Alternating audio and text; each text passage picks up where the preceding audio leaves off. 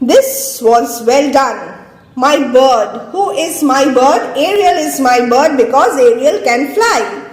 Thy shape invisible, retain thou still. You will still be invisible to everyone. The trumpery in my house, go bring it hither for stale to catch these thieves. Here Prospero appreciates Ariel, and he also tells Ariel to go and bring the trifling articles from his house to set as bait for those thieves. Who are the thieves mentioned over here? Yes, Trinculo, Caliban and Stephano. Trumpery in my house. What is the meaning of this? The gaudy trash.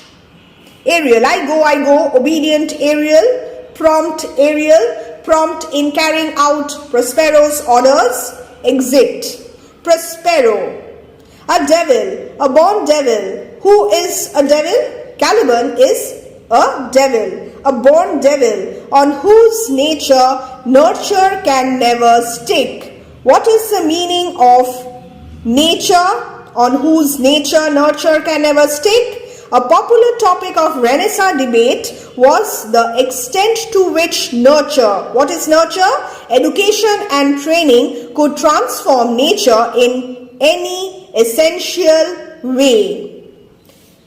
On whom my pains, humanly taken, all lost, quite lost, and as with age his body uglier grows, so his mind cankers, rots from inside, cankers. I will plague them all, even to roaring. Here, this is the motive of Prospero now. These words are spoken by Prospero to himself in the play. Prospero is commenting on the character of Caliban after he has been informed of Caliban's plan to murder him. Prospero calls Caliban a born devil. Caliban is a creature who is inherently wicked and who cannot be improved by any amount of education or instruction. Caliban is incapable of taking any print of goodness. Prospero has taken great pains to educate and improve the mind of Caliban, but all his pains, so humanly taken, so kindly taken, have been lost, all lost. With the passing of the years, not only is Caliban becoming more and more deformed, ugly, but his mind is also becoming more and more wicked. So the meaning of humanly is in a spirit of kindness. And Caliban is becoming poisonous and wicked, very, very cunning. Enter Ariel, laden, that is laden, carrying glistering apparel, etc. Come, hang them on this line.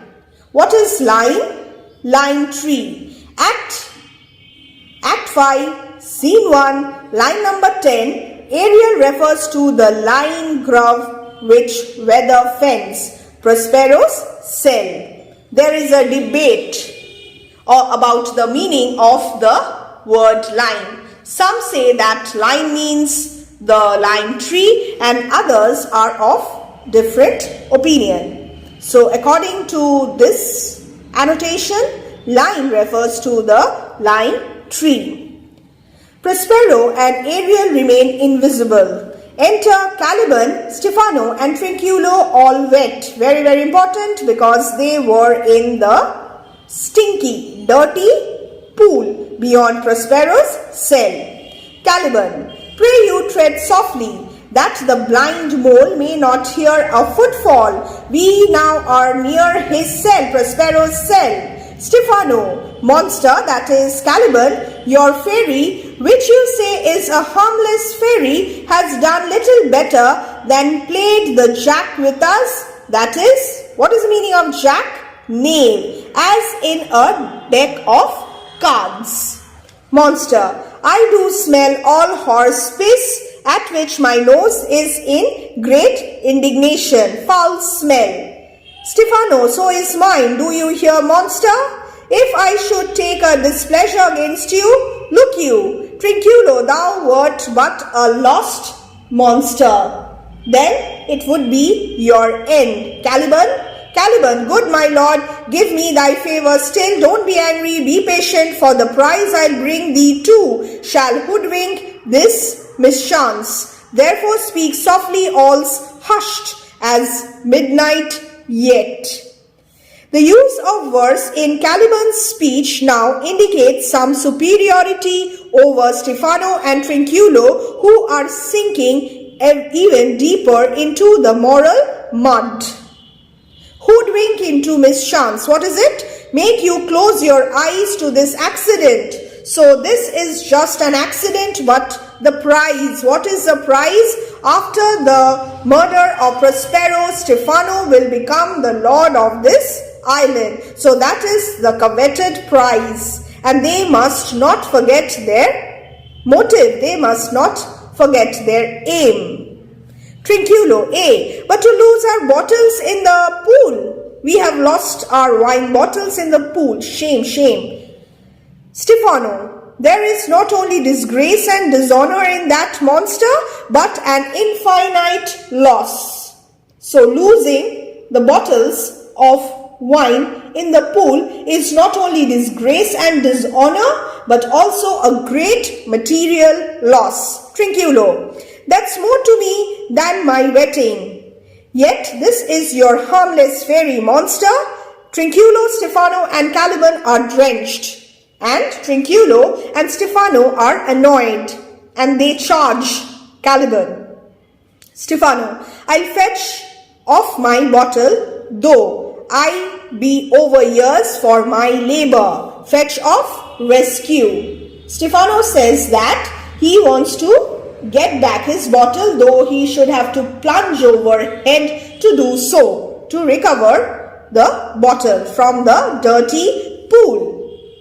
Caliban, prithee, my king. Who is my king? King Stephano. Be quiet. Seest thou here? This is the mouth, the opening of the cell of Prospero. No noise and enter. Please don't make noise. Do that good mischief which may make this island thine own forever. He tempts Stephano, reminds Stephano of the good things that he will have after committing the regicide, that is, after killing Prospero. And I, thy Caliban, for thy foot liquor. Stephano, give me thy hand, I do begin to have bloody thoughts. Stephano is back on track and he is prepared to execute the plan. Trinculo, O King Stephano, O peer, O worthy Stephano, look what a wardrobe here is for thee. Trinculo now showed Stephano a store of fine clothes which were there for him. Caliban left Stephano, give me thy hand, I do begin to have bloody thoughts. He is again back on track and he wants to execute the plan as soon as possible. Trinculo, O King Stephano, O peer, O worthy Stephano, look what a wardrobe here is for thee. Fine clothes for Stephano. King Stephano, Trinculo is reminded of an old ballad. King Stephen was an unworthy peer, his breeches cost him but a crown, he held them sixpence all too dear, with that he called that tailor lout. Caliban, let it alone, thou fool, it is but trash, so don't be distracted. Put off that gown, leave it alone, this is no good stuff. Trinculo, oh ho monster, we know what belongs to a frippery. What belongs to a frippery? How to behave in a second-hand clothes shop. Frippery. He takes a robe from the tree. Here the picture, the lime tree, from the tree. See the clothes hanging? He takes a robe from the tree and puts it on. Oh, King Stephano. The next lines. O King Stephano, put off that gown. Trinculo reaches for it. By this hand I will have that gown. Trinculo, thy grace shall have it. Caliban, the dropsy drown this fool. Here, Caliban is so angry that he says that may Trinculo be afflicted by dropsy. What is dropsy? Dropsy is a disease characterized by an excessive accumulation of fluid in the body, hence an insatiable desire to hoard anything. What do you mean to dote, to be fond of, thus on such luggage? He wants to know what makes Trinculo and Stephano so fond of this stuff. He wants them to go and do the killing first. If Prospero wakes up, then he would make them writhe with pain from head to toe and transform them into strange creatures. He will punish them. Let it alone and do the murder first. If he awake, from toe to crown he will fill our skins with pinches, make us strange stuff. The line's emphasis is on us, but Trinculo and Stephano are not bothered at all. Caliban is so worried here, he is anxious. Stephano, be you quiet. He has forgotten about the task now. Be you quiet, monster. Mistress Line, is not this my jerkin? Removes it from the tree. Now, is the jerkin under the line? Now, jerkin, you are like to lose your hair and prove a bald jerkin. Stephano's complicated wordplay involves under the line, that is, at the equator and below the waist. Loss of hair could be due to the shipboard foolery or to the treatment for syphilis. By line and level. Trinculo says, we steal by line and level. What is it? By plumb line and carpenter's level, that is, properly according to rules.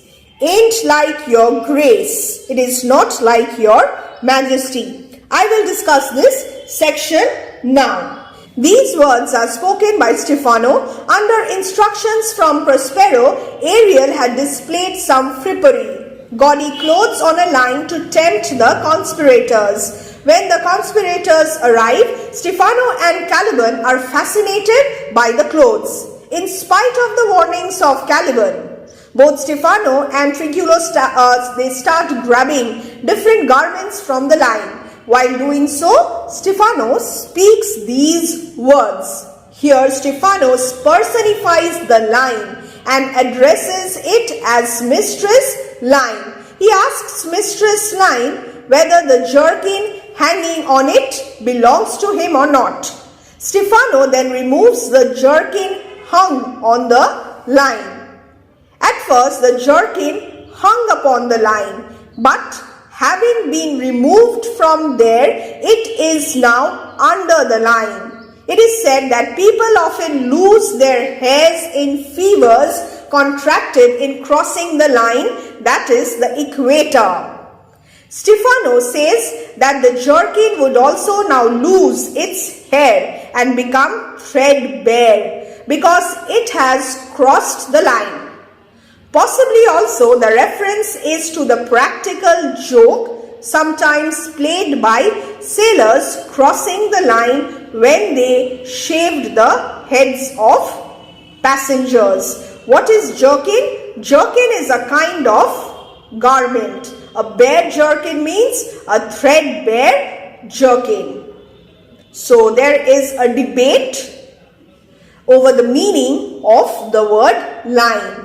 Is it the line tree or is it the equator? I have given you both the meanings. Now, Stephano, I thank thee for that joke. Here's a garment for it. He takes a garment from the tree and gives it to Trinculo. Wit shall not go unrewarded while I am king of this country. Steal by line and level is an excellent pass of pate. Again, these words are spoken by Stephano to Trinculo. We all know that both of them are fascinated by the deceptive frippery displayed on the line by Ariel under Prospero's directions, and they are both snatching away various garments from the line. Trinculo says that they are stealing the garments by line and level, that is, according to rule or systematically.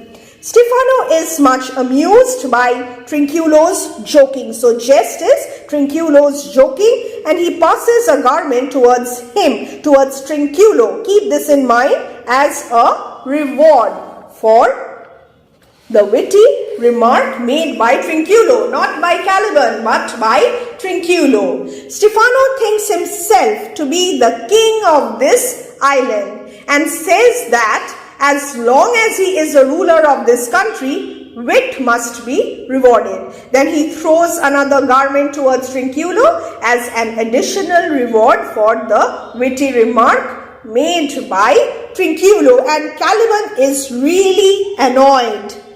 He takes another garment and gives it to him. Trinculo, monster, come put some lime on your fingers and away with the rest. Get your thieving fingers to work. Birdlime was painted on trees to catch birds. Caliban, I'll have none on it. We shall lose our time. Caliban is anxious because they are losing precious time, and all be turned to barnacles or to apes with foreheads villainous low, the punishment that they will receive for having conspired against Prospero's life. Stefano, monster, lay to your fingers. Help to bear this away where my hogshead of wine is. Hogshead, barrel of wine is, or I'll turn you out of my kingdom. So Stefano, in his mind, is already the king of this island, even before murdering Prospero. He is not aware of the consequences. Go to, carry this. He is not listening to Caliban either. He is so drunk and they are so foolish. Trinculo, and this. Stefano, and this. They give Caliban the remaining garments. A noise of hunters heard. Enter divers spirits in shape of dogs and hounds, hunting them about. Prospero and Ariel seeing them on. Prospero, hey mountain, hey. Ariel, silver, there it goes, silver. Prospero, fury, fury. Their tyrant there, hark, hark. These words are spoken by Prospero. With the aid of Ariel, Prospero has defeated the conspiracy which Caliban had hatched against his life. Caliban and his companions, Stefano and Trinculo, are now running away in confusion. Prospero calls upon his supernatural dogs, mountain, silver, and hounds to chase away the evildoers and to attack them. He names some of these supernatural beings as Fury and Tyrant. He then orders Ariel to go and tell his spirits to torment these evil doers. And how will he do it? Let's read. Caliban, Stefano, and Trinculo are driven out. Go charge my goblins, my agents, that they grind their joints with dry convulsions. Dry convulsions, spasmodic twitchings. Dry convulsions, spasmodic twitchings. Shorten up their sinews with aged cramps, the cramps of old age, and more pinch-spotted make them than pard or cat on mountain. What is pard? Leopard. Pinch-spotted, black and blue from being pinched. Cat on mountain, another name for leopard. Prospero would like the joints of these evildoers to be afflicted with acute pain. He would like a contraction to be caused in their muscles. He wants the evildoers to suffer from cramps which aged people suffer. He wants their bodies to be pinched so sharply that they become more spotted than a leopard or a cat of the mountains. Ariel, hark, they roar. Prospero, they scream. Prospero, let them be hunted soundly. At this hour lies at my mercy all mine enemies. So he has successfully implemented his plan of punishing his enemies. Shortly shall all my labors end, and thou shalt have the heir at freedom. After the completion of his task, after punishing the other conspirators, the other sinners as well, he will set Ariel free as promised. For a little follow and do me service. Please carry out my orders, and then I will set you free. Let them be hunted thoroughly, says Prospero. Now is the hour when all my enemies lie at my mercy. My labors will all end shortly, and Ariel, you shall have the air to roam through. You will be free, and just a little longer follow me and serve me. After this, they go, they execute. This is the end of Act 4, Scene 1.